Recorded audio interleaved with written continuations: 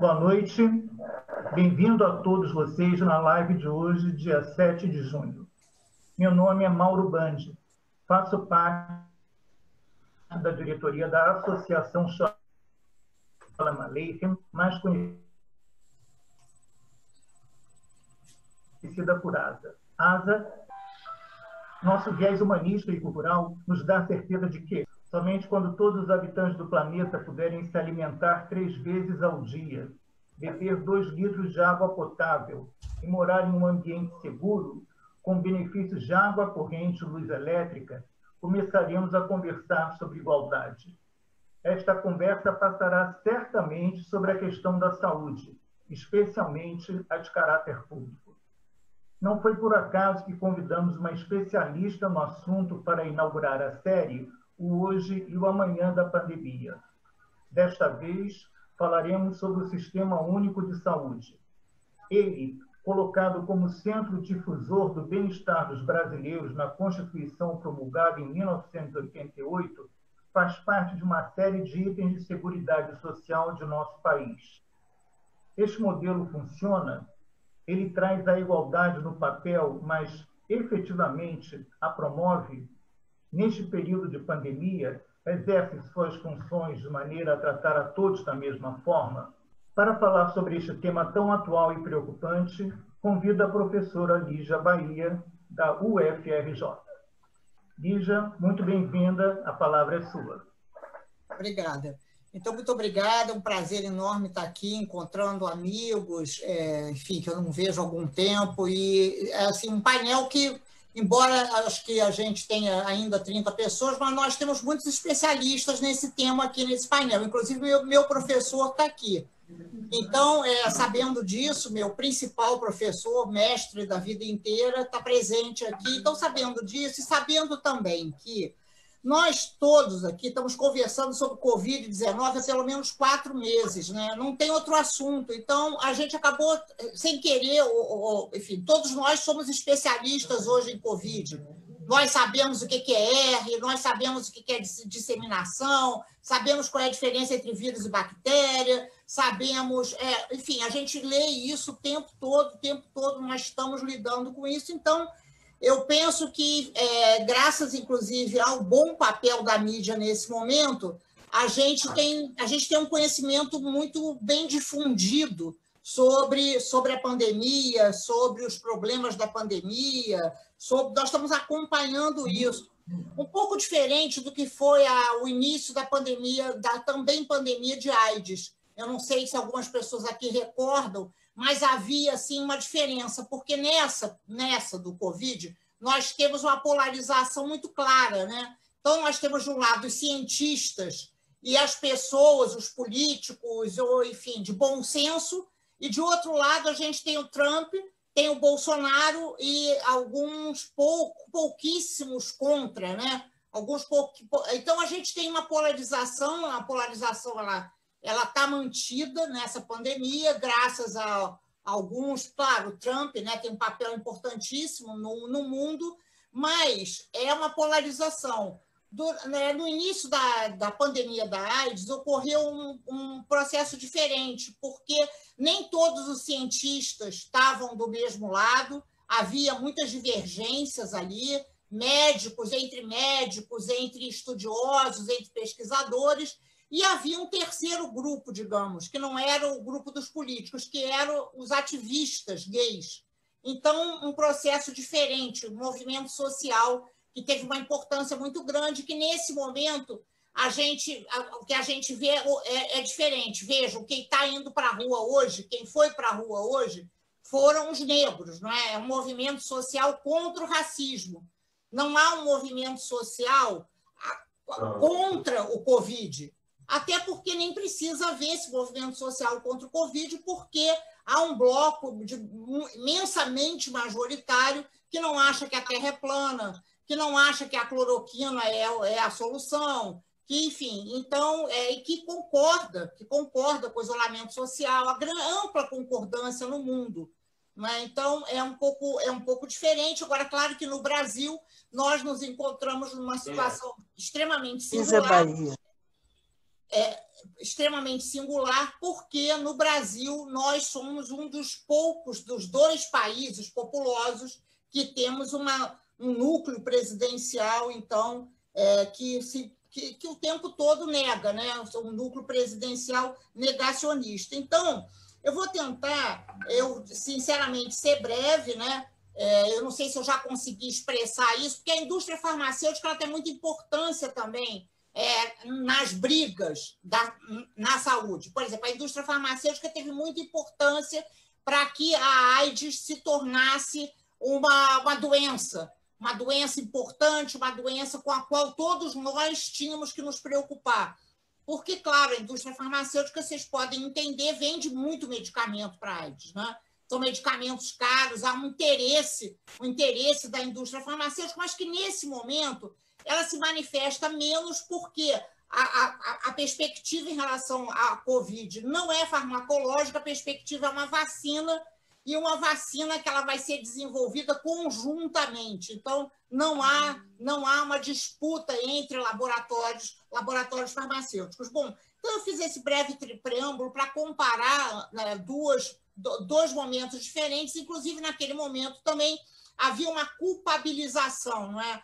Então, os homossexuais eram culpados por ficarem doentes. Nesse momento, é impossível culpabilizar, porque, na realidade, as populações mais vulneráveis à Covid são os idosos e as crianças, que são grupos populacionais extremamente simpáticos, né? É impossível ser contra velhos e contra bebês. Então, também isso é um aspecto muito favorável a essa unidade, a essa união. Não é à toa, então, que o mundo parou, né? É importante, acho que nós somos uma geração, como geração, aqui tem pessoas mais jovens, um pouquinho, sim, mas como geração nós vimos de tudo, né? Nós podemos dizer que foi um século, nós atravessamos metade de um século, estamos entrando num século extremamente trepidante, né? Porque nenhum de nós jamais imaginou que ia ver o mundo parando, né? E o mundo parou. Parou mesmo, não é? Parou ao ponto da poluição ter diminuído, parou ao ponto das economias, que eram aquelas economias que nós julgávamos que não podiam parar. Se elas parassem, o mundo ia se acabar, e não foi assim que ocorreu. Então, ela tem essa pandemia tem singularidades em relação aos outros momentos que nós também, como geração, vivenciamos, né?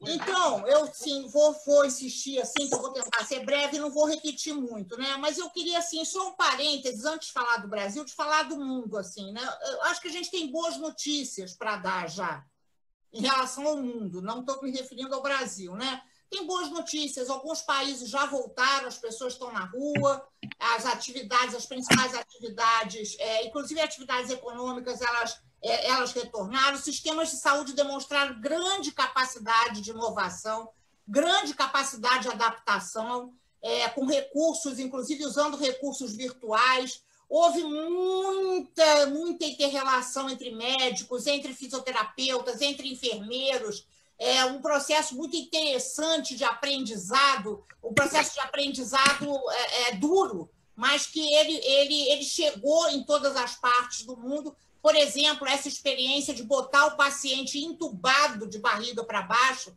eu não sei, aqui são poucos médicos, mas é alguma coisa muito difícil. E foi interessante, porque foram os fisioterapeutas, alguma coisa que vem de um processo de mudança no cuidado, não é o remédio que inova, não é um equipamento, não é uma máquina, é alguma coisa de outra ordem. Então, muito interessante, super inovador, né? Então, sistemas de saúde também, eu acho que nós temos essa boa notícia. E temos uma boa notícia também, que o sistema de saúde inglês, que é o sistema modelo, que é o sistema de saúde que inspirou o SUS, inclusive, é um sistema de saúde grande, é um sistema de saúde inovador, potente, criou agora um observatório de raça e cor.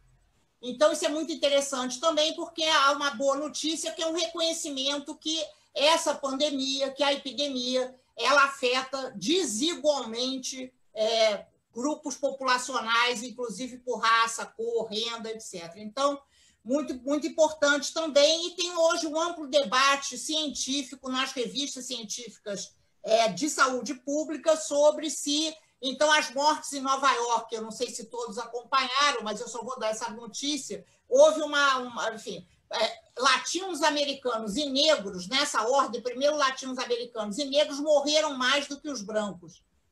Claro, eu não estou me referindo ao número absoluto, estou me referindo ao número relativo. Então, há um acompanhamento hoje, um debate grande hoje no mundo sobre as desigualdades. As desigualdades são as desigualdades de renda, as desigualdades sociais, mas como elas também se refletem nas desigualdades por raça, por cor, se são migrantes, se não são migrantes. Então, são boas notícias, eu penso que são boas notícias, né? A gente está passando, o mundo está passando por essa pandemia e está ficando melhor. Eu acho que o exemplo da Angela Merkel é alguma coisa muito interessante, né? Que se passou assim, uma liderança contra a Grécia, agora a favor da Grécia. Então, deslocamentos políticos muito interessantes, eu acho, numa direção, esses deslocamentos, numa direção de maior igualdade, de maior compreensão, de maior solidariedade. Vou falar no Brasil agora. No Brasil, acho que as notícias não são boas, as notícias são ruins. A gente tem, claro, cada dia uma agonia, né? Por exemplo, nós que somos da área da educação superior, achamos que o Ventral iria cair, não caiu. Hoje a gente tem essa notícia. Oi. A gente tem essa notícia do Olavo de Carvalho, né? Ameaçando, dizendo que ele, enfim, então o Weintraub possivelmente não vai cair, o Weintraub vai continuar sendo esse ministro que ele a gente não precisa descrever ele, porque todos aqui sabem, né? Mas eu falando especificamente da pandemia, eu acho que as respostas brasileiras elas foram o tempo todo insuficientes e inadequadas para a magnitude do problema, né? A gente teve 3 ciclos, o ciclo Mandetta, que era interessante, porque o Mandetta era um ministro normal, né? O Mandetta, a gente tem um trabalho sobre ele, mas o Mandetta é um ministro normal, um ministro que tem partido político, é do DEM, é um ministro que foi secretário de saúde, um ministro que tem carreira política, um ministro que recebia políticos, que sempre teve articulação política com o Congresso Nacional, então um ministro que eu diria assim, normal. E o Mandetta é um ministro que ele pôde, ele não era do núcleo duro da presidência da República, ele era um ministro periférico, ele nem era muito recebido pelo Bolsonaro, mas ele conseguiu olhar para a pandemia e tentou, de alguma maneira, ser um ministro da saúde razoável. O problema do Mandetta é que ele era um ministro normal, mais periférico. Então, o Mandetta, apesar dos seus esforços, ele não conseguiu recursos para a pandemia. Então, ele falava, mas, na realidade, era uma retórica sem recursos. Então, ele dizia, nós vamos testar, os respiradores estarão chegando, sempre usando um verbo assim no futuro, né? Vai chegar, os testes já foram encomendados, mas, na realidade, a gente sentia ali naquele momento que havia uma sintonia muito grande entre o que ele prometia e o que de fato estava acontecendo em termos do planejamento, da preparação para a pandemia. Depois a gente tem esse ciclo breve do Taish, né, que eu acho é o ministro iludido, que achou que poderia fazer alguma coisa, teve aquele constrangimento, teve que sair logo do ministério, e agora a gente tem um Ministério da Saúde que não existe, né? É um Ministério da Saúde que foi apagado, e agora, além de apagar o Ministério da Saúde, estão querendo apagar as mortes, né? Então, matar as mortes, ou seja, mudar o registro das informações sobre o Covid, e com isso, então, nós teremos menos mortes do que temos. Acho que é a primeira vez que alguém tenta matar morto, de alguma maneira, assim, apavorante. A SBPC e a Associação Brasileira de Ciência já lançaram uma nota hoje contra contra a mudança dos critérios das rotinas de registro. Acho que essa é alguma coisa que nós temos que nos posicionar muito rapidamente, inclusive todos os movimentos sociais, para que essas informações elas continuem sendo fornecidas. A gente já tinha poucas informações, eu não sei se todos estão acompanhando. O Brasil tem subnotificação e atraso de notificação, que é alguma coisa que dificulta muito qualquer possibilidade de previsão, né? Porque são dois problemas. A subnotificação é um problema, mas o atraso da notificação agrava. E, além de tudo, agora nós temos, então, a gente não tem mais Ministério da Saúde, né? Então, eu fiz aqui um placar, tipo, só para a gente... Nós temos a favor do Covid, né? O governo federal, e a gente tem a favor do Covid alguns governos estaduais. Importante que a gente saiba que não são todos os governadores que estão contra o Bolsonaro. O Bolsonaro conta com o apoio de alguns governadores que, inclusive, não observaram as medidas de isolamento social, que não adotaram. Então, a gente tem do lado a favor do vírus, temos isso. Contra, a gente tem a mídia, que hoje é super importante, né? Acho que nós temos os grandes jornais, os canais de televisão abertos e os outros canais de televisão que têm feito um papel muito importante, não é? As universidades, somos nós, a Fiocruz, e alguns governos estaduais e alguns governos municipais. Mas, de qualquer maneira, o peso do governo federal é muito grande, né? Ao ponto da gente ter, assim, eu vou também fazer uma síntese, eu acho que a gente tem resultados desastrosos no Brasil, né? Nós temos, assim, os nossos números são apavorantes, né?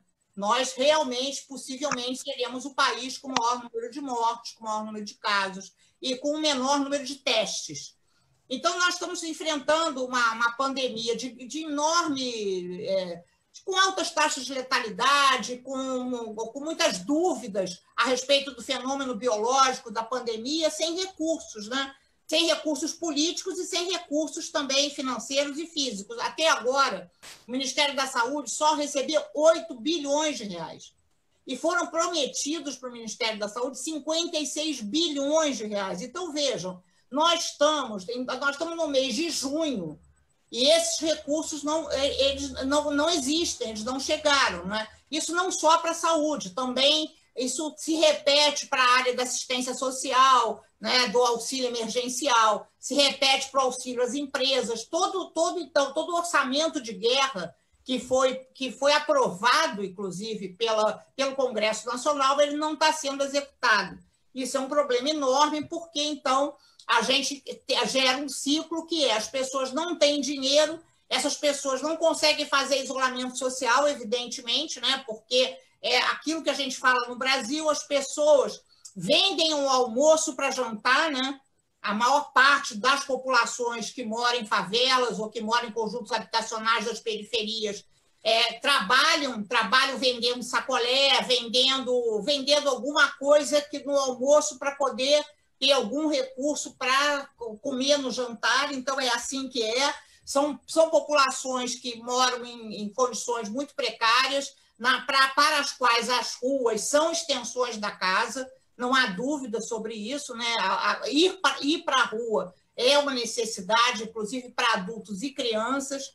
Então, o fato da gente não ter esses recursos leva, assim, a impossibilidade do isolamento social e também ao argumento, então, que o isolamento social não é necessário, está errado, etc., quando, na realidade, eu nem falei sobre isso, porque todos nós sabemos, a única evidência científica que nós temos é que o único recurso para deter um pouco a pandemia, para mitigar a letalidade da pandemia, é o isolamento social. Então, é um problema muito grande. A gente não tem internet livre no Brasil, né? O acesso à internet para essas populações é alguma coisa muito difícil, então, muito difícil, tudo muito difícil, nada andou nessa área, não andou como devia ter andado. Então, o Brasil hoje é o epicentro da pandemia e é um páreo internacional, né? Hoje, eu não sei se vocês viram ontem o Bolsonaro dizendo, então, que ele vai querer imitar o Trump e tirar o Brasil da Organização Mundial de Saúde, que seria um desastre, né, para o Brasil, porque alguma coisa é os Estados Unidos, então, como principal país, maior economia do mundo, etc., se colocar nessa posição. Outra é o Brasil, que não tem, enfim, para nós sempre foi muito importante a participação na Organização Mundial de Saúde, nós sempre tivemos, então, um papel importante, tanto na Organização Pan-Americana de Saúde quanto na Organização Mundial de Saúde, e o Brasil sair não faz o menor sentido, mas ele, então, para imitar o Trump, ele propôs também um desastre nacional, um desastre internacional, não só na área da saúde, mas também na área do meio ambiente, etc. Eu também não preciso me alongar sobre isso, porque todos nós estamos acompanhando, né? Mas o que a gente sabe, então, da pandemia? Agora eu vou falar o que a gente sabe e o que a gente não sabe, né? O que a gente sabe pelas pesquisas é que o maior número de casos ele está situado em 6 cidades do Amazonas, e isso é uma surpresa para nós, porque em Manaus e porque em Breves é um município de médio porte, mas de médio para pequeno porte, e tem o maior número de casos, então eu acho que nenhum de nós seria capaz de prever que a gente teria esse cluster amazônico de casos de Covid, mas é assim que as pesquisas estão indicando. A gente sabe que no Rio de Janeiro e São Paulo a gente tem um platô alto, né? Alto. Então, a ideia do tal do pico, vai ter o pico e depois a gente vai conseguir? Não, parece que não, né? A gente está mantendo uma pequena elevação do número de casos, então muito assustador, porque não tem isso, é impossível, quase impossível prever os modelos que a gente está conseguindo usar, em função, inclusive, da precariedade das informações. Eles só dão uma previsão de uma semana com algum grau de confiança, então é horrível, porque, claro que manter o isolamento social é um problema de fato, não é um problema para todos nós, a gente gosta de pegar sol, gosta de ir para a rua, os dias estão lindos, né? Cada dia mais lindo que o outro, eu fico torcendo para chover, mas chove pouco, né? Nessa época do ano, o Rio de Janeiro tem as temperaturas mais agradáveis, então a gente não pode ir para a rua, então é super difícil. O que a gente sabe também? A gente sabe que tem possibilidades, tem alguns modelos de relaxamento, tem um modelo de bolha social, que, enfim, as pessoas podem escolher 4 domicílios para visitar. Esse modelo assim, ele se aplica também ao trabalho. Se trabalha 4 dias de maneira presencial e 10 dias se volta para casa para o isolamento. Então, tem modelos que são modelos que tentam flexibilizar. Alguém pergunta assim, mas os cientistas são muito radicais, os cientistas dizem tem que ter isolamento social e pronto, e a economia que se dane. Não é isso, os cientistas não dizem isso, muito pelo contrário, há uma busca de alternativas. A Bélgica, por exemplo, está usando esse modelo bolha. Agora, o que nós sabemos, e é preciso que isso fique muito claro, é que tem repique, né? Então, países que saíram do modelo quarentena, a Alemanha, por exemplo, o tal do R, né, que todos nós sabemos o que é esse R hoje, que estava menor que 1, ele passou a ser 1,1. Quando é 1,1, isso já é um problema, porque 1,1 significa que os serviços de saúde, então, vão ter casos graves, muitos casos graves, aquilo, então, que todo mundo já sabe, né? A gente sabe também, assim, que é possível que haja os super spreads, né?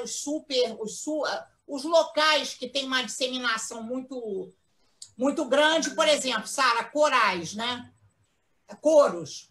É possível que não possa mais haver, porque as pessoas cantam, quando cantam, elas cantam, então, as pessoas ficam próximas, então talvez, sei lá, um coral com muito afastamento, não sei como, mas a gente vai ter que reinventar. Então, houve casos assim em corais em igrejas, porque são locais também com África mais rarefeito, com muitas pessoas, né? Também os frigoríficos, né? Aí eu estou falando mais assim do problema ocupacional e, claro, os profissionais de saúde que foram contaminados. Mas os frigoríficos americanos são um caso sim, de super spread. Está claro que no Brasil também, as cidades do Rio Grande do Sul, com maior número de casos. Bom, e a gente tem aquele exemplo desse clube de ricos no Rio de Janeiro, né? Aquele casamento que foi realizado em plena já pandemia e que, então, contaminou um monte de gente. E a gente tem também o exemplo do navio que foi ancorado no Japão também, que um super spread. Bem, então, talvez a gente possa dizer assim, que a gente tem diversas epidemias, né? Diversas epidemias, uma epidemia diferente no Rio de Janeiro, da epidemia na zona sul do Rio de Janeiro, do que a epidemia na Rocinha, do que a epidemia no Morro Santa Marta. Acho que a gente precisa começar a pensar assim, não é? Com essa, inclusive com as desigualdades que o Brasil tem. E o que a gente não sabe, né? O que a gente não sabe? A gente não sabe sobre a imunidade, a gente não sabe se o Covid, se a gente tiver a Covid, a gente vai ficar imune para sempre, que seria ótimo, mas a gente não sabe. E o pior é que a velocidade, a gente imaginava que a velocidade de disseminação seria muito grande, que a gente teria, então, 70% da população com Covid rapidamente, mas isso não está acontecendo. Então, em Manaus, por exemplo, a gente tem menos de 15% da população testando positivo. Então, é muito pouco.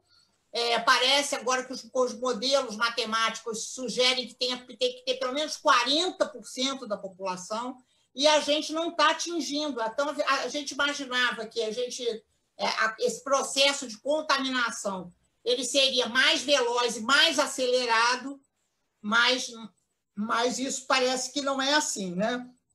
Queria, então, falar um pouco sobre o SUS, né? Porque a pergunta, e eu acho que também é a minha pergunta, né? Como é que o SUS está se vendo aí diante? Vamos separar SUS de Ministério da Saúde, né? O Ministério da Saúde é uma coisa, o SUS é outra. E acho que o SUS ele está saindo maior, né? Acho que a população brasileira reconhece hoje que o SUS é uma resposta adequada, que o SUS é o sistema que nós devemos ter. Acho que ninguém seria capaz hoje de falar assim, vamos privatizar o SUS, não é? Como o ministro Ricardo Barros fez. Eu não sei se vocês lembram, o ministro Ricardo Barros disse que o SUS era alguma coisa ultrapassada, o SUS era um modelo antigo, que, enfim, o que a gente precisava agora era ter plano de saúde barato. Então, eu penso que isso é muito positivo, o SUS sai maior, sai maior da pandemia, a gente tem palmas para o SUS, né? Palmas para o SUS, palmas para os profissionais de saúde. Então, isso tem sido muito interessante. Mas agora eu queria assim, conversar um pouco mais de perto, né? Um pouco olho no olho, que isso eu acho que é muito bom. É muito bom que o SUS tenha saído maior, vai sair maior. Entretanto, na vida real, não é tão assim, né? Porque como não houve recursos, eu tentei falar no início, como esses recursos não foram repassados, na realidade, o SUS não se expandiu, a gente não tem expansão do que seria assim, a capacidade instalada do SUS, a gente está igual a antes. E o que é estar igual? Estar igual significa que a gente tem muito mais recursos privados do que públicos no Brasil. Só para insistir, a gente tem 35% só dos leitos de CTI públicos no Rio de Janeiro. No Rio de Janeiro. Então, imagina, esse é um problema enorme, né? Um problema enorme. A gente tentou propor fila única, enfim, um conjunto de alternativas, mas a verdade é que a gente tem um SUS, e é um SUS bacana e que sai maior, mas é um SUS sem recursos. Sem recursos financeiros, sem recursos físicos e sem recursos humanos, porque a contratação de pessoal no SUS ela é uma bagunça já há algum tempo, e a pandemia não conseguiu resolver esse problema. Então, hoje a gente tem um profissional que trabalha de plantão no SUS, trabalha de plantão no serviço privado, e é a mesma pessoa, enfim. E quem pagar mais leva. É mais ou menos assim. Depois, se a gente quiser detalhes, eu posso voltar a falar sobre isso, mas, de qualquer maneira, a gente não sai com o SUS... assim, a gente sai com o SUS simbolicamente maior, mas efetivamente não. Efetivamente, o SUS está muito fragilizado, extremamente fragilizado. Em termos de recursos para pesquisa também, a gente não tem recursos para pesquisa para o Covid. São recursos muito poucos, e isso impede também todo o intercâmbio internacional. Por exemplo, que a gente teve com a Zika. Até a Zika, a gente conseguiu, pelo menos, se inserir nas redes internacionais de pesquisa, mas com o Covid não. Conjunto de recursos para pesquisa do Covid, 10 milhões, isso é muito pouco dinheiro, então esse é um problema. E, além de tudo, eu acho que tem uma novidade, que é que, durante essa pandemia, surgiram os tais doadores, né, os grandes doadores. Então, o Itaú Unibanco doou 1 bilhão. 1 bilhão é muito dinheiro para 8 bilhões, eu não sei se vocês estão... Assim, parece pouco, mas não é. 1 bilhão, e é 1 bilhão de recursos que tem uma coordenação de um hospital privado de São Paulo, que é o Sírio-Libanês, e esse dinheiro, parte dele está indo para São Paulo, para o próprio hospital privado que coordena. Então, é recurso. Só um parênteses, a gente tem dito assim, claro que recursos de doação são muito bem-vindos num momento de tragédia sanitária, mas seria importante que os doadores doassem para o que falta, né? E não para o que sobra deles. É bem diferente uma doação, que é uma doação. Poderia ter doado para o Fundo Nacional de Saúde, mas não foi isso que aconteceu.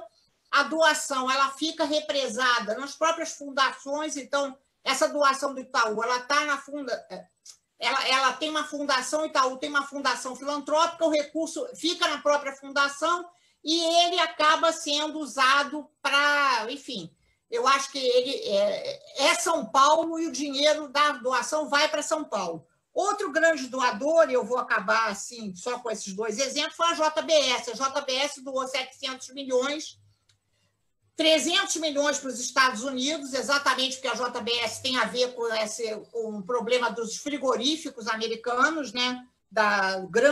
Enorme número de casos frigoríficos americanos, e 400 milhões para o Brasil. Mas também esse recurso está em São Paulo, também coordenado por um hospital privado de São Paulo. São 2 hospitais privados de São Paulo que coordenam. Então, é quase como se fosse um Ministério da Saúde paralelo, né? Um Ministério da Saúde em São Paulo paralelo. Isso é muito preocupante, porque eu penso que, eu estou já delineando o futuro, né? O futuro é um Ministério da Saúde que vai ser isso, é um Ministério da Saúde paulista, entre o filantrópico e o privado, e esse entre o filantrópico e o privado, ele não é exatamente o SUS público, universal, igualitário, etc., que a gente propôs na Constituição. Bom, além disso, a gente tem o modelo Paraisópolis, né? Não sei se vocês têm acompanhado o modelo Paraisópolis, os moradores compraram ambulâncias e pagaram, os moradores estão pagando profissionais de saúde. Então, qual é o problema? O problema é que, então, não tem instituição pública ali, né? É alguma coisa que é da ordem assim, do não SUS. É uma desconfiança muito grande das instituições públicas, que realmente funcionam mal, são frágeis, etc. Uma alternativa, então, e que é um problema porque há também essa desconfiança que o modelo Paraisópolis ele tem alguma ligação com o PCC, da mesma maneira que as milícias aqui no Rio de Janeiro, elas têm uma importância grande, eu sei que acho que todos sabem, né? Na distribuição de cestas básicas, inclusive algumas milícias foram a favor do isolamento social, outras foram contra. Então, as milícias passam a exercer o papel então, do que seria do poder público, né? Então, assim, para concluir, eu acho que a gente vai sair, né? Como é que o SUS sai? Eu acho que o SUS sai bem assim, a gente não vai ficar mais ouvindo dizer que tem que ter plano popular de saúde para os pobres, isso é bom, né? É bom, mas eu acho que o SUS sai dessa maneira filantrópica privada. Por quê? Porque o setor privado continua crescendo, incluindo as unidades de diagnóstico, DASA, Fleury, que são grandes grupos econômicos hoje, né?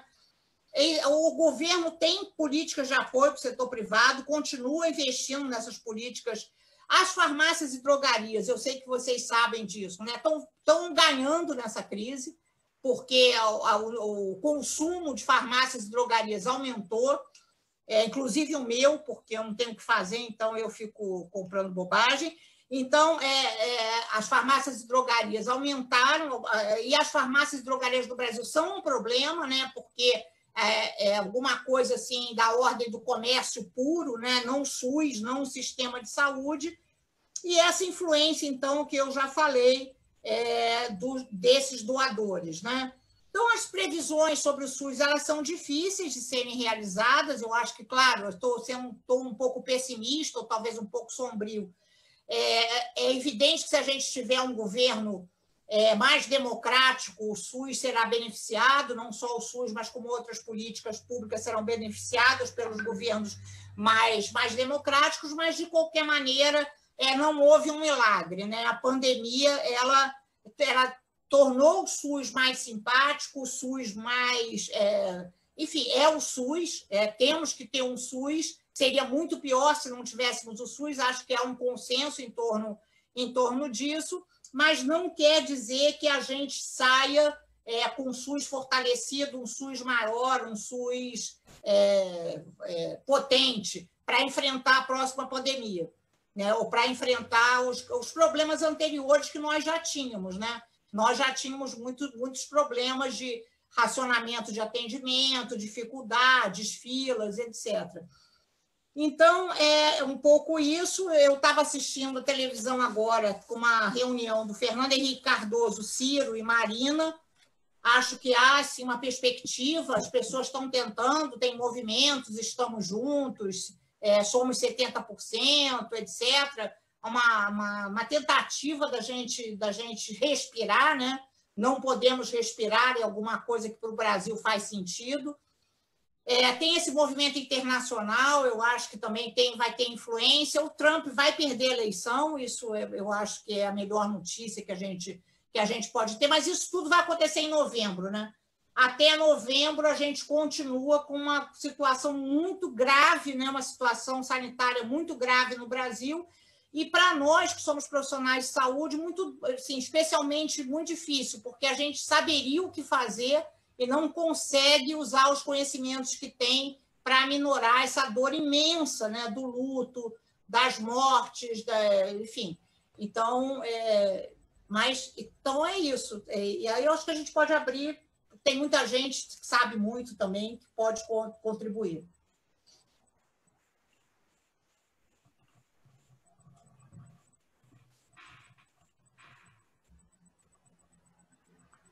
Mauro, teu áudio está desligado. Tá. Doutor, Lígia, muito obrigado pela tua palestra. Eu acho que foi muito interessante você abordar essas questões do Brasil, do mundo, e uma perspectiva, pelo menos até o final do ano.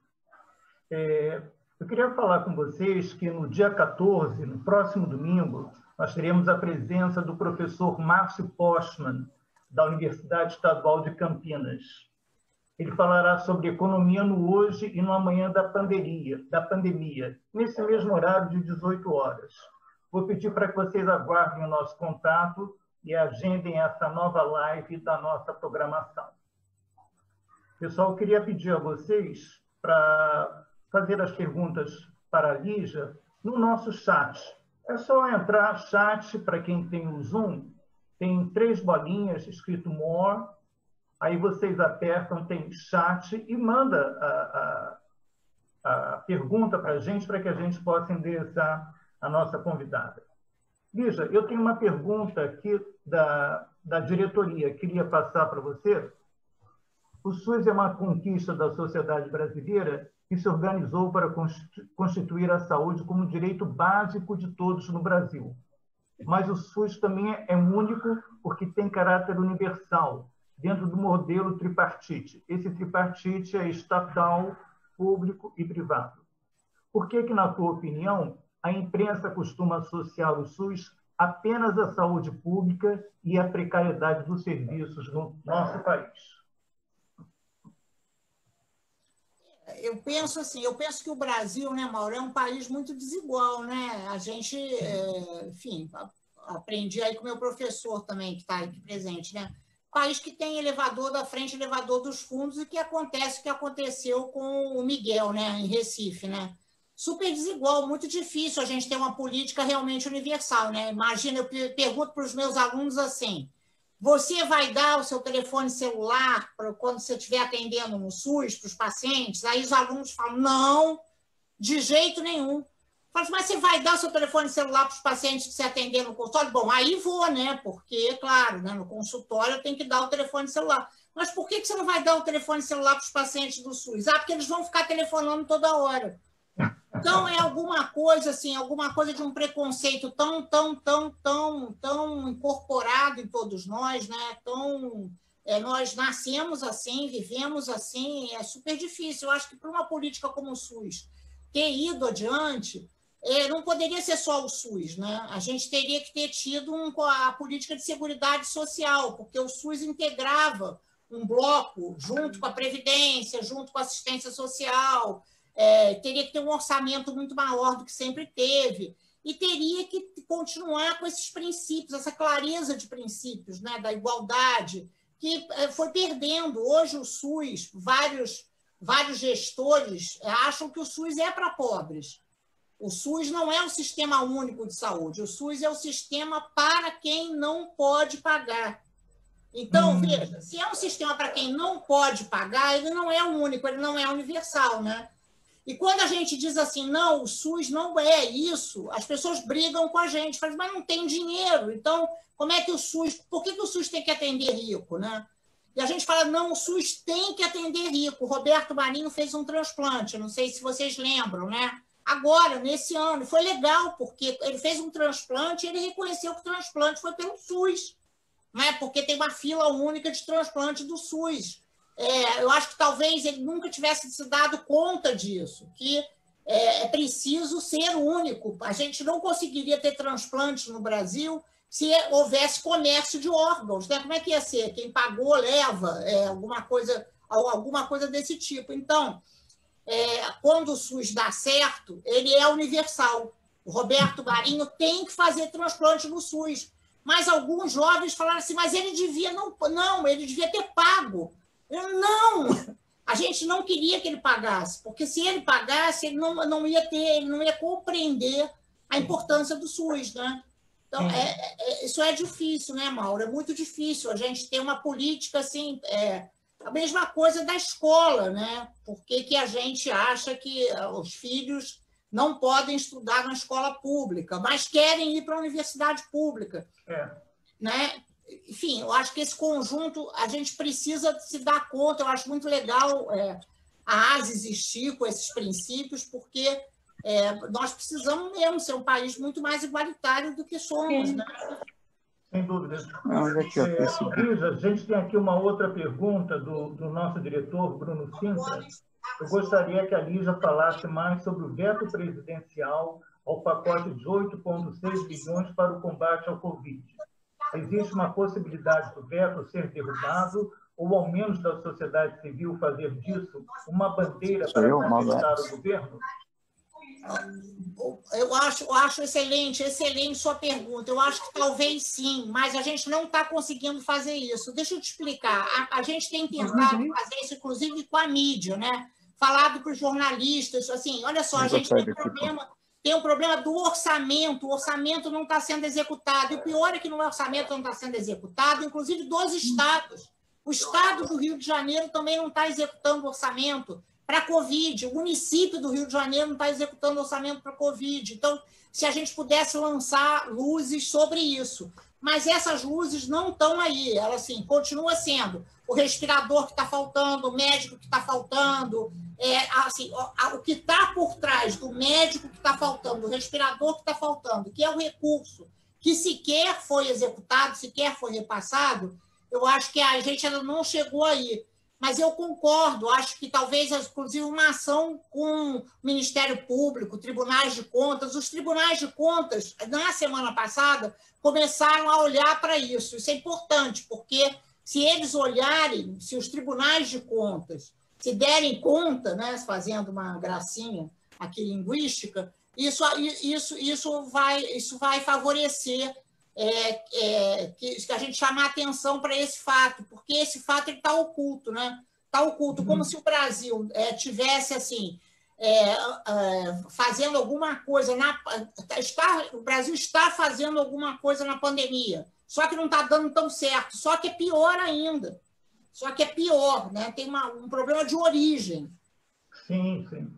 Lígia, aqui é um pedido para você falar um pouquinho mais sobre essa questão da fila única, essa proposta de fila única de pacientes com Covid.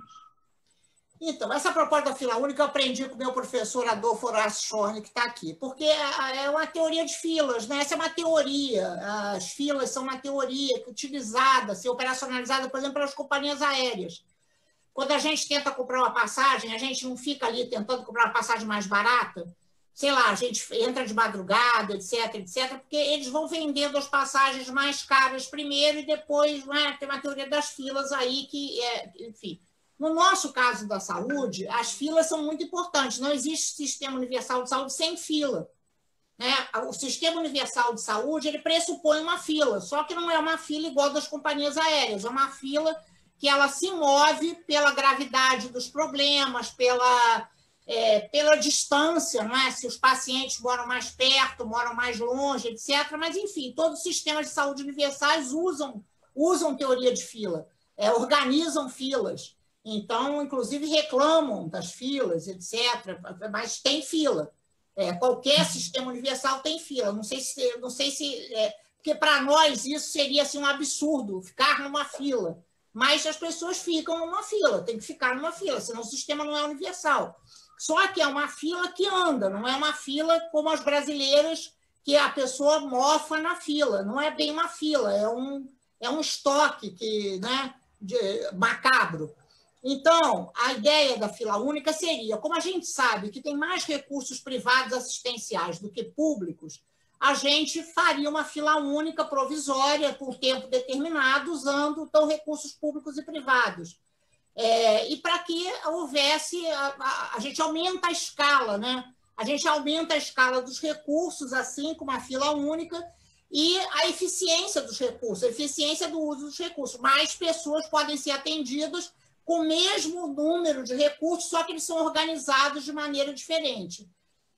Bom, então, só para a gente tentar entender, assim, o que aconteceria? Uma pessoa com plano de saúde que tem direito ao Copstar não vai perder direito ao Copstar, só que se ela tiver um caso menos grave, ela não precisa ser internada no Copstar, deixa o Copstar para se atender só casos muito graves. Essa pessoa pode ser atendida, por exemplo, num hospital, no Hospital Universitário Pedro Ernesto, que é ótimo também. Alguma coisa assim. Então, a fila, ela não tira direitos. Ela, ao contrário, eu acho até que ela segura direitos. Só que é super difícil de se entender isso, né? A gente explicou muitas vezes para a imprensa, e isso acho que a gente acabou sendo entendido, mas os prestadores de serviços privados foram contra. E a Agência Nacional de Saúde Suplementar também, na semana passada, editou uma nota contrária à fila única. E a gente está tentando responder isso. Mas, assim, eu acho que já era. Essa proposta de fila única já era. Acho que a gente tem que caminhar para frente agora.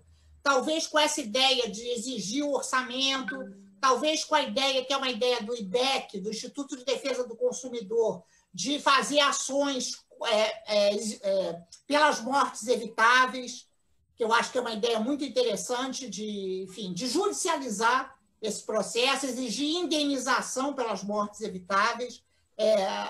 Parece que existe uma figura jurídica, eu entendo zero disso, mas de dano moral coletivo. Então, já há uma reunião de juristas em São Paulo, junto com o IDEC, para mobilizar. Acho que pode ser muito interessante, porque ameaça, né? E, nesse momento, no meu modo de ver, a gente tem que se concentrar nos testes, porque assim, o relaxamento já está aí. Então, acho que a gente tem que exigir teste, porque vai ser um genocídio isso, né? É um genocídio. Eu não sei se vocês viram a foto da CADEG ontem. A CADEG ontem estava uma festa, aquelas mesinhas todas uma ao lado da outra. Eu moro no Flamengo. assim, as fotos aqui do Flamengo, todo mundo bebendo chopp, sentadinho pertinho, máscaras mal usadas, né? As máscaras, ao invés de cobrirem aqui, máscara no queixo, um empresta a máscara para o outro. Então, eu acho que talvez a gente tenha esse momento da fila única, eu acho que passou. Ele fica, agora, fica com talvez uma herança, né? A gente não conseguiu. E talvez a gente possa, no futuro, voltar com essa proposta. Entendo. Lígia, a Marta, uma das nossas espectadoras, faz uma pergunta a respeito do SUS. A utilização dos recursos em razão da pandemia pode vir a afetar outros setores do SUS, como de vacinas? Você acha que há esse tipo de risco de realocação de recursos? Não, Marta, não, acho que nesse sentido não. O que eu acho que pode afetar é a gente não conseguir participar do esforço de produção da vacina. Porque a gente tem uma planta industrial no Butantan, tem uma planta na Fundação Oswaldo Cruz, mas a gente não sabe se as nossas plantas elas estarão adequadas para a vacina. E se a gente não conseguir ser um dos produtores desse esforço de produção da vacina, ela pode se tornar muito cara para o Brasil. E a gente pode perder a oportunidade de vacinar rápido, de sermos os primeiros a vacinar. Tudo indica que a vacina é o caminho, né? A gente, olha só, a gente demorou 6 anos para ter um medicamento para AIDS, 6 anos para ter um medicamento para AIDS, o primeiro medicamento que teve efeito, teve eficácia. Então, o caminho farmacológico, tudo indica que é o caminho da vacina, não é o caminho do medicamento. E para a gente participar desse esforço, a gente precisava ter mais recursos para pesquisa. Hoje, o Brasil produz vacinas. As vacinas não são caras. A gente tem um programa legal de vacinação, embora as coberturas vacinais tenham diminuído. Eu não acredito que os recursos para a Covid prejudicam os recursos para a vacina, de jeito nenhum. Agora, para a vacina, para a Covid, é outra história. Eu tenho aqui uma outra pergunta do Paulo Dixten. Ele pergunta assim: a questão da corrupção no SUS é crucial ou apenas uma narrativa para não repassar recursos? Paulo, eu acho que a questão da corrupção é crucial, sinceramente, super crucial. Eu acho que a gente tem que entender, eu estou procurando, inclusive, entender, até fiz uma reunião sobre isso, próxima reunião eu vou te convidar, porque a gente tem que entender esse problema da corrupção, especialmente no Rio de Janeiro, né? Que história é essa que sai governador, entra governador e tem essa corrupção na saúde? O que é isso? É um DNA? É um vírus? Não, sério, é impossível, impossível. E são as mesmas pessoas, vocês viram, né? É o mesmo grupo da corrupção do Sérgio Cortes, é o mesmo grupo que continua com a corrupção na saúde. Então, não dá, a gente precisa aprimorar as instituições.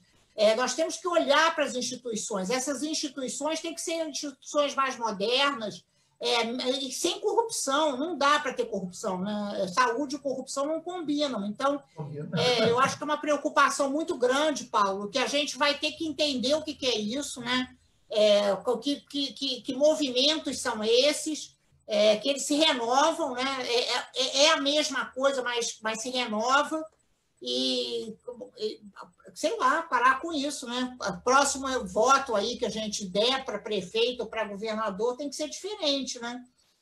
Essa bandeira da corrupção tem que ser nossa. Nós somos contra a corrupção. Ela não pode ser alguma coisa que fica para o Bolsonaro, né? Não, quem de fato é anticorrupção somos nós, eu acho, né? Claro. Lígia, uma pergunta da Perla, nossa colega. Lígia, qual é a real situação do esvaziamento dos hospitais particulares de Covid? A impressão é de que deixaram para os hospitais de campanha e os particulares para atendimento de outros casos. Ou seja, Covid nos hospitais de campanha, outros casos, hospitais particulares. É isso mesmo?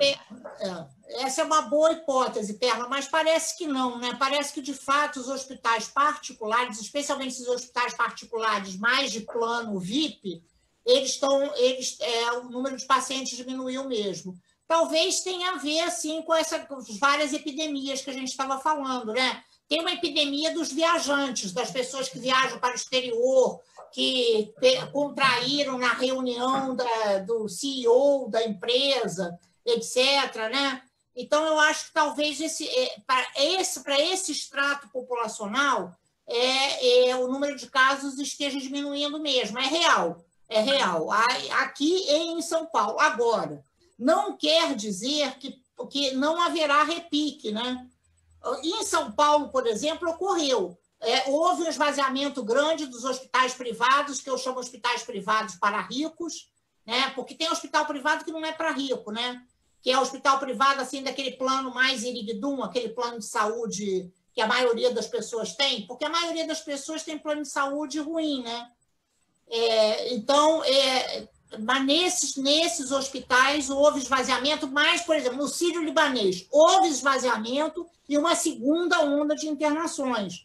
Eu acho que é com isso que a gente vai ter que se acostumar, a gente vai ter que entender que os hospitais do município do Rio, na quinta-feira, eles não estavam lotados, inclusive os públicos.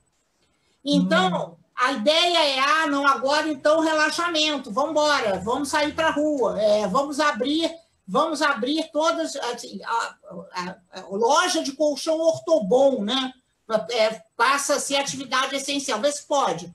Abriu a loja de colchão ortobon, mas não, né? Porque certamente haverá essa segunda, terceira onda.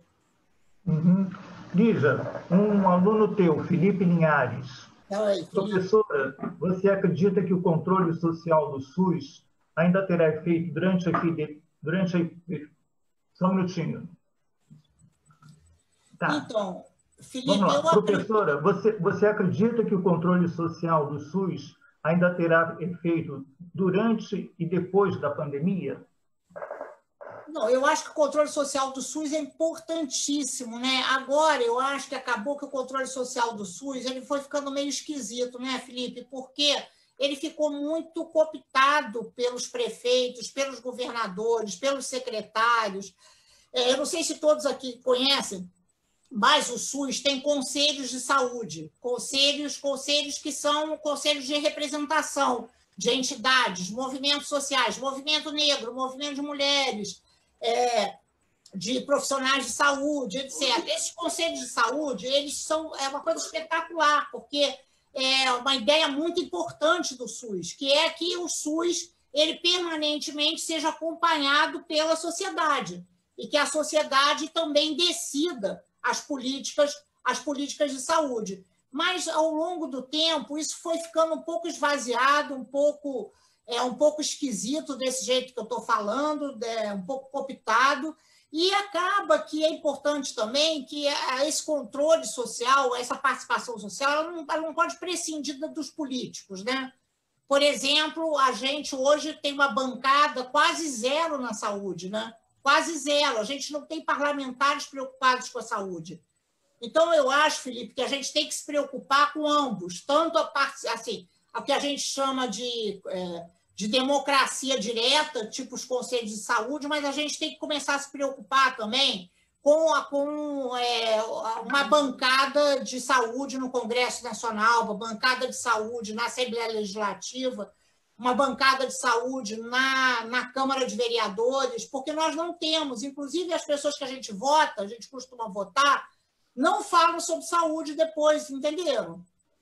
A gente vota em umas pessoas ótimas, são ótimas pessoas, mas não...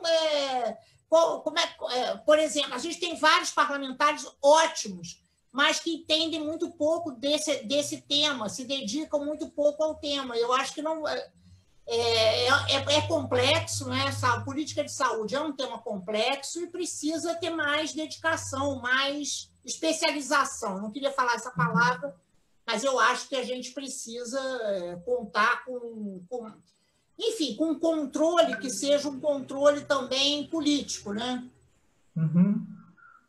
Lígia, novamente uma pergunta sobre vacina. Pelo fato do Brasil, você acredita que o Brasil possa vir a ser prejudicado na aquisição de vacina quando vier a ser comercializada? Eu faço um adendo. Você tem uma previsão um pouco mais precisa a respeito dessa vacina, se ela puder vir, sei lá, nos próximos 6 meses, no próximo ano? O que você tem de informação sobre isso? Bom, então, eu tenho informações, desde que ela pode estar pronta no início do ano que vem, até que pode demorar 2 anos, né? Então, eu realmente não sou estudiosa de vacinas. O ex-ministro Temporão, estudou vacinas. Ele acha que demora 2 anos. Eu sou mais otimista. Acho que tem uma competição danada entre China, Inglaterra, Estados Unidos para a produção dessa vacina.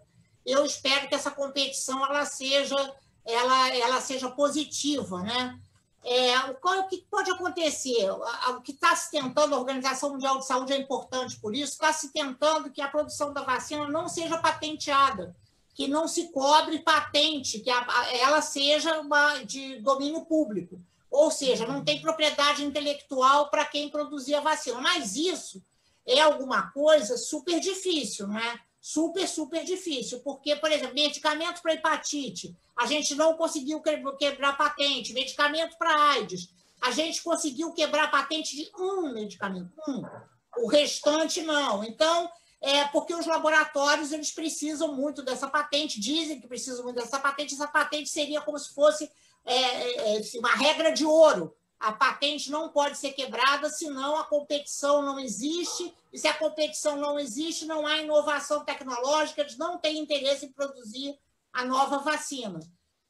Eu acho que esses movimentos internacionais eles estão muito interessantes, muito favoráveis a não ter patente, muito favoráveis a que a vacina, os chineses já disseram que se eles produzirem a vacina vai ser entregue para a humanidade, etc. Então, isso é interessante.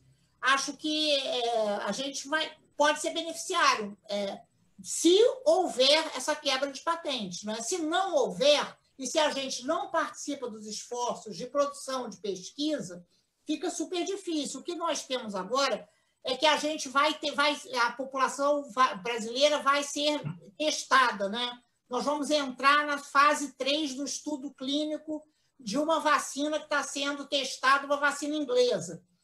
Então, pelo menos no estudo clínico, a gente está conseguindo entrar.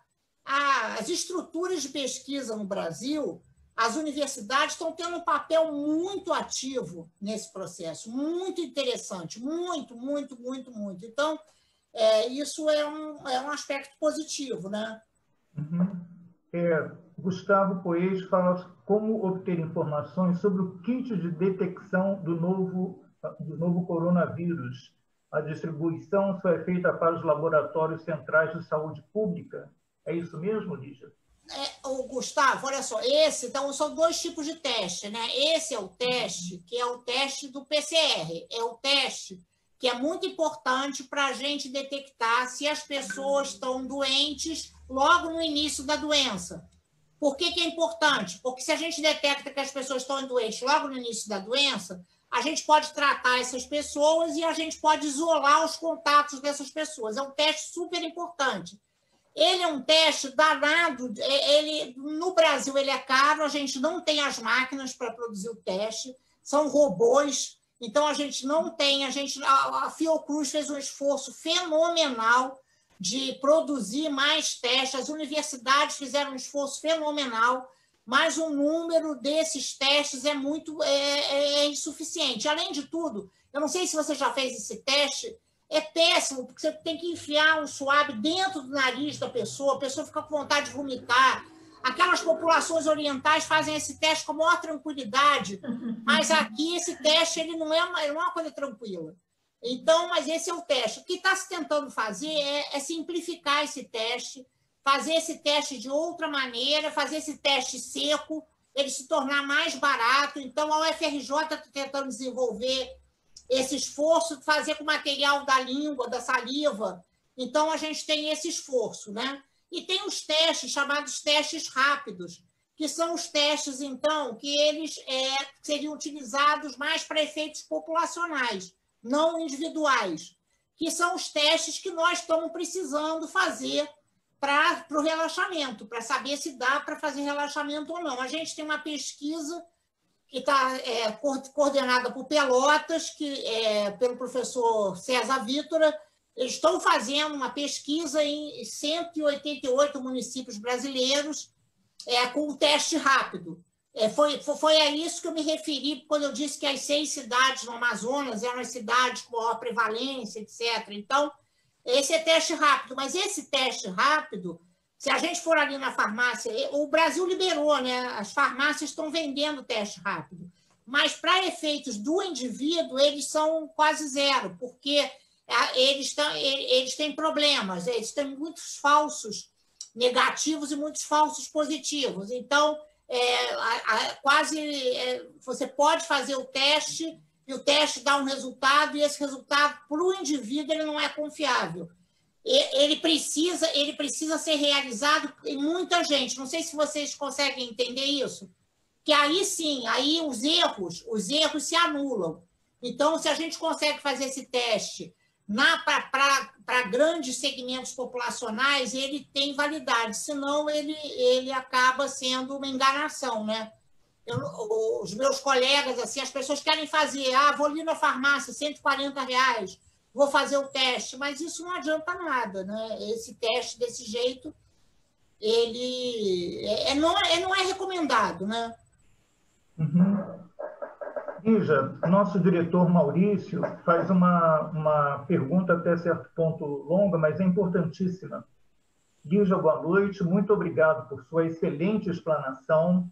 Gostaria de saber se é possível aprofundar mais nos motivos de não se ter um fundo público direcionado para o Covid-19, indicando qual o caminho que devemos engendrar na luta contra o Covid e sucateamento do SUS e que futuro vislumbrar durante esta construção?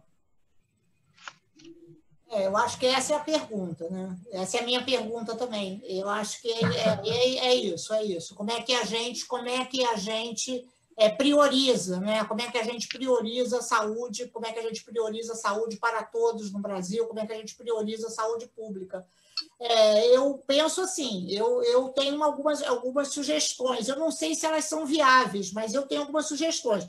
O Brasil tem políticas públicas de apoio ao setor privado, né, no Brasil. Política pública de apoio ao setor privado da saúde. Eu penso que a gente deveria tentar, num próximo momento, ser contra qualquer política pública de apoio ao setor privado da saúde. A gente deveria começar a fechar a torneira. Assim, fechar a torneira e dizer, olha, tá bem, a gente não é contra que exista setor privado, mas o setor privado ele tem que se sustentar com as suas próprias pernas. Não pode ter política pública que sustente o setor privado, porque o que está acontecendo hoje e que continua acontecendo é lamentável. Deixa eu contar para vocês como é que é. Assim, o Hospital Sírio-Libanês, ele recebe doações, ele é filantrópico. Ele recebe doações do Itaú e ele usa a doação para ele próprio. Então, veja, assim, é impossível. Se a gente não escapar dessa armadilha, a gente fortalece essa privatização, que é uma privatização muito dolorosa, porque aí, por exemplo, hoje, quem é que fala? Quem é que fala pela saúde no Brasil? Drauzio Varela, Paulo Chapchap, são todos pessoas que estão muito vinculadas à medicina privada, especialmente à medicina privada de São Paulo, né, que se tornou muito grande, muito poderosa, e aí a proposta deles é um SUS para pobres. Eles acham que deve ter um SUS, eles são favoráveis ao SUS. Eles dizem assim, ou o SUS ou a barbárie. Eles falam isso, a palavra dela, eles gostam dessa frase, mas o SUS ou a barbárie nos mantendo bem separadinhos, cada macaco no seu galho, literalmente, né? Usando assim essa expressão horrorosa, cada macaco no seu galho, assim, bem racialista, né? Então, eu acho assim, a gente tem muita luta pela frente, é um caminho difícil, mas que tem que ser trilhado com esperança, enfim, né? Com racionalidade. Eu vou apenas sugerir uma sugestão da nossa amiga Cláudia Alvarenga, regente até do Coral da ASA, Lígia. Ela também está aflita para poder voltar, você falou sobre isso, Não sei se vai ter regente de coral no futuro, né? Pelo menos para um futuro próximo. É muito difícil a gente saber quando o nosso coral vai voltar, quando outros corais vão voltar, quando os grupos de teatro, as orquestras, são pessoas que, infelizmente, vão ter que se aglomerar. Quando é que isso vai voltar? É muito triste a gente pensar que isso vai demorar muito tempo ainda, né? Mas vamos lá. Eu tenho, assim, a Cláudia fala que muitos não sabem e não tiram o cartão do SUS, que todos temos direito e é gratuito. Uma boa sugestão da Cláudia. Não sei, você sabe como é que a gente faz para tirar esse cartão do SUS, Lígia? É só a gente entrar na internet, no site do Ministério da Saúde, a gente pega o cartão e já imprime. É super fácil. Eu acho que é legal a gente agora, talvez... Eu acho que, nesse momento, seria legal a gente ter uma propaganda pró-SUS. Seria um momento bem adequado para a gente fazer isso. A gente entrar com uma... Mas olha, que governo que a gente vai fazer isso, né? Seria a hora certa da gente fazer a propaganda pró-SUS, a gente ter o cartão SUS, a gente colocar o Covid no cartão SUS, o transplante, alguma coisa assim, mas eu acho que a gente não vai conseguir, né? Porque a gente nem Ministério da Saúde tem, né? Mas eu acho que a gente está perdendo esse momento da população ser muito simpática ao SUS, compreender que é o SUS, né? Não há uma resposta do setor privado, inclusive, muito mesquinho, né? Eu acho, durante a pandemia, muito pão duro, muito omisso, né? Então, eu acho que seria legal a gente poder afirmar o SUS, mas não como, né? O Mandetta, por exemplo, eu acho que o Mandetta ficou famoso, simpático, etc., por isso, né? Porque a população estava muito favorável ao SUS. Bom, somos favoráveis mesmo ao SUS, né, Lígia? Pois é. Sem dúvida alguma. Lígia, eu vou fechar aqui esse nosso set de perguntas com duas do teu aluno Felipe Linhares. Ele pergunta assim: professora, você acha que seria viável um órgão composto por cientistas dentro do Legislativo para auxílio de decisões sobre saúde, bem como sobre seguridade social e segurança pública? Essa é a primeira. E a outra: você acha que seria viável... Não, é a mesma, foi repetida, desculpa, é só essa mesma. São as duas últimas, tá, Lígia? Felipe, é a última, na verdade. Felipe, sabe que eu estava, por acaso, vendo a mesma coisa que você? Eu estava pesquisando os congressos. O Congresso americano tem um órgão de pesquisa. Eu acho que a gente pode propor isso para o nosso Congresso, para o Congresso Nacional, ter um órgão de pesquisa, para que a gente pudesse, então... O que o nosso Congresso tem? Nosso Congresso tem assessores, né? Eles contratam, eles têm lá, acho que 3 pessoas que são especializadas em saúde. Mas é claro que não é suficiente. Eu acho que boa sua ideia, acho que a gente pode propor para o Congresso Nacional, claro que não vai ser só pesquisa em saúde, né? Mas propor para o Congresso Nacional que existe, então, esse órgão de pesquisa. Eu acho que nem precisa gastar muito dinheiro, porque já temos essa rede enorme de universidades, mas que a gente pudesse trabalhar especificamente para a produção de políticas, para as iniciativas legislativas. Acho excelente ideia. A gente precisa renovar nossas instituições. Eu acho que é importante, a gente precisa aprimorar essas instituições, né? Precisa olhar para elas. Por exemplo, o que é essa Secretaria Estadual de Saúde do Rio de Janeiro, né? Assim, não dá, né? Precisamos, assim, tem que mudar isso. Como é que ela deve ser? Como é que é o critério de escolha do secretário? Né? Quais são as estruturas que ela tem que ter, não tem que ter?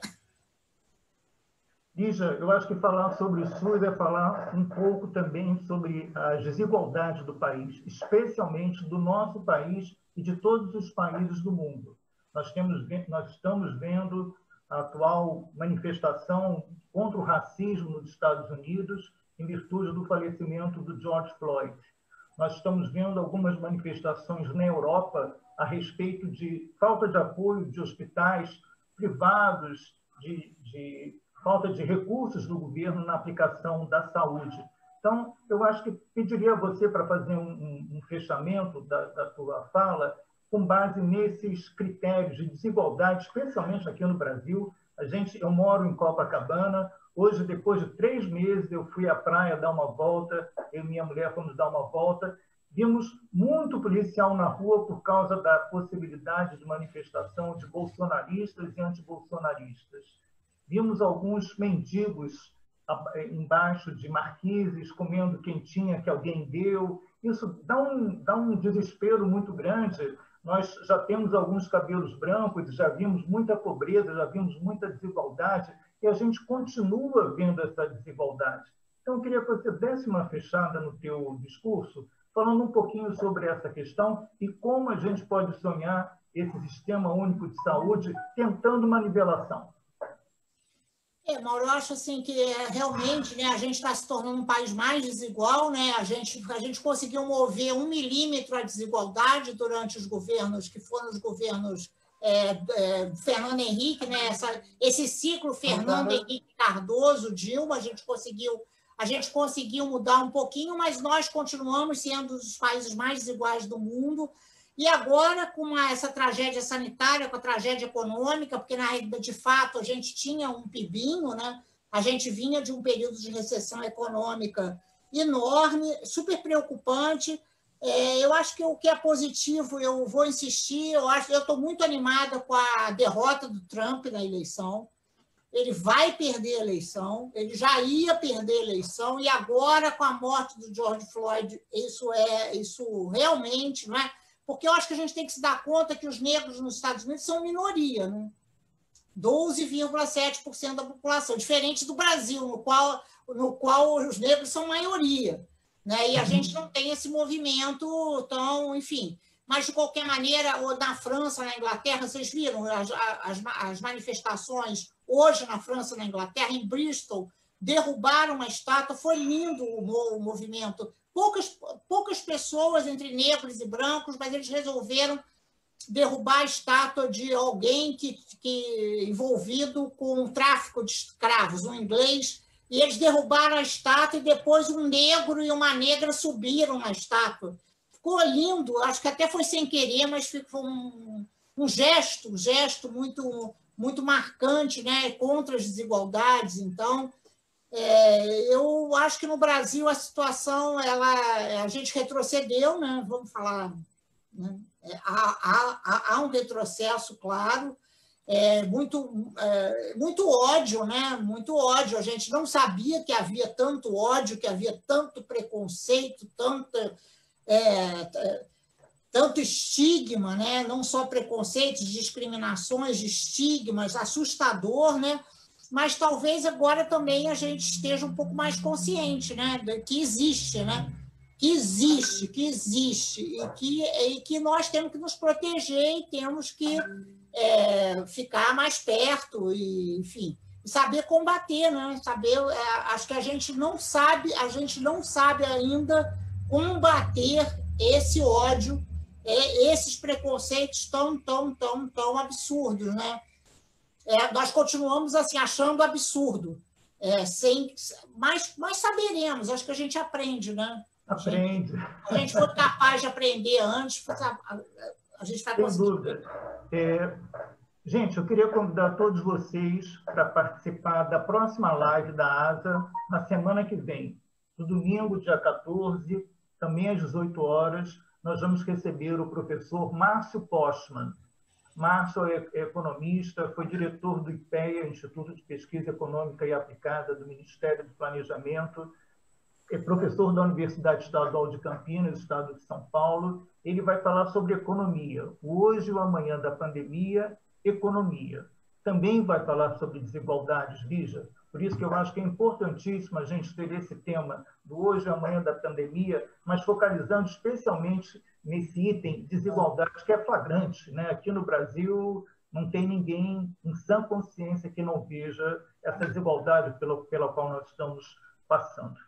Eu vou pedir só para você aguardar, que o telefone deu uma...